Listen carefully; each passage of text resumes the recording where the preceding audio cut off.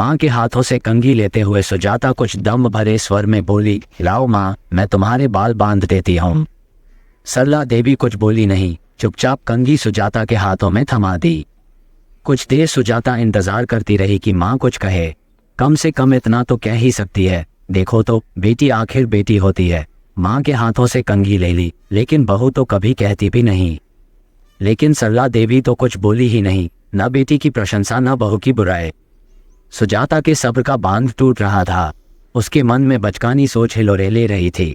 वो सोचने लगी, अभी 6 महीने पहले जब उसकी शादी नहीं हुई थी तो पूरे घर के सदस्यों की जुबान पर उसका ही नाम रहता था। पापा की चाय से लेकर भाई के लंच तक की जिम्मेदारी उसी की रहती थी।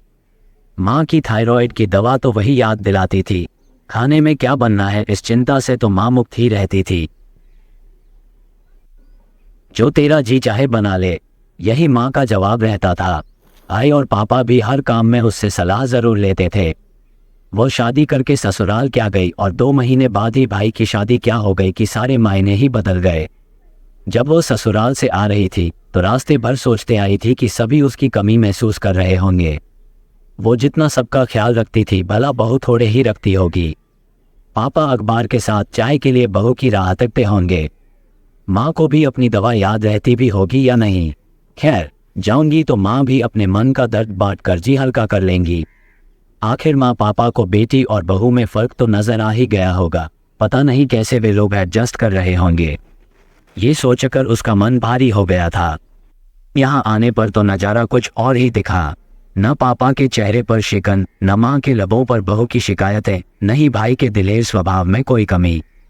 सबसे बड़ी बात, न तो किसी ने उसकी कमी महसूस होने की बात कही और न ही बहू के किसी अवगुणों की चर्चा। उसे ये सब बहुत नागवार गुजर रहा था। आखिर दुनिया कहती है बहू बहू होती है, बेटी बेटी होती है। कंघी करते करते इन्हीं सब बचकानी सोचों के ज्वार मन में उमड़ते घुमड़ते आखिर लबों से बोल फूट ही पड़े, देखो तो माँ, बहू तो आपको कंघी करते देख कर भी निकल गई, लेकिन मैं आपका बाल बांधने आ गई ना। आखिर बेटी बेटी होती है और बहू बहू होती है। सरला देवी उसके हाथों से कंघी लेते हुए बड़े ही सशक्त और दृढ़ स्वर में बोल, हाँ तुम सच कह रही हो। बहू बहू होती है। जब मैं बीमार पड़ती हूँ तो माथे पर पट्टी रखने बहू ही आती है। दूध का ग्लास लेकर मेरे सामने मेरी बहू ही खड़ी रहती है। तुम्हारे पापा और भाई की हर जरूरतों का ध्यान बहू ही रखती है। बेटी अपने घर से आकर हमारा ख्याल, हमारी सेवा नहीं करती है। अभी तुम्हारे पास कोई काम नहीं है तो तुम मेरे बाल बांधने आ गई, क्योंकि सारा काम मेरी बहू संभाल रही है। इसमें भी तुम्हें तकलीफ है तो लाओ 2 कंधी, मैं अपने बाल स्वयं भी बच सकती हूँ। माँ का जवाब सुनकर सुजाता हतप्रभ रह गई। वो सोचने लगी, यह कैसा मायका है, न बेटी की प्रशंसा न बहू की बुराई।